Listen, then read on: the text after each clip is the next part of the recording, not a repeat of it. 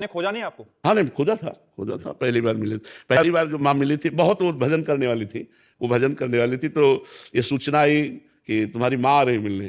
तो हम पहले भाग कर ठाकुर जी के मंदिर में गए, उनसे प्रार्थना की कि मेरी सामर्थ्य नहीं है, इस मोहरे से लड़ पाना मेरी सामर्थ्य नहीं है, क्योंकि उनकी आंसुओं से बात होती है, तो वो मेरी सामर्थ्य नहीं है। तो हमने ठाकुर जी से प्रार्थना की कि मुझे सामर्थ्य दीजिए कि मैं अपनी माँ से बात कर सकूं। तो जो ही दूर से देखा उन्होंने हमें, तो दौड़कर गले लगाया।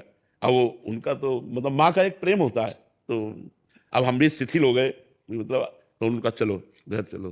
कृपा करें हमें भी एक मोह से छुड़ा इसीलिए। हाँ, भगवान ही छुड़ाते। तो हमने अपनी माँ से फिर कठोर वचन बोले, तो आप विचार कीजिए, मैं सतमार्ग में चल रहा हूँ, आप मुझे आशीर्वाद दीजिए, आप जानती हैं कि ये सही मार्ग है। तो उनका जाओ, आज के बाद मैं कभी तुम्हारे सामने नहीं आऊंगी और भगवान तुम्हारी रक्षा करें। और बस फिर इसके बाद वो पधार गई, लेकिन कभी वो हमारे सामने नहीं आई, कभी सामने नहीं आई, कभी उन्होंने ऐसा।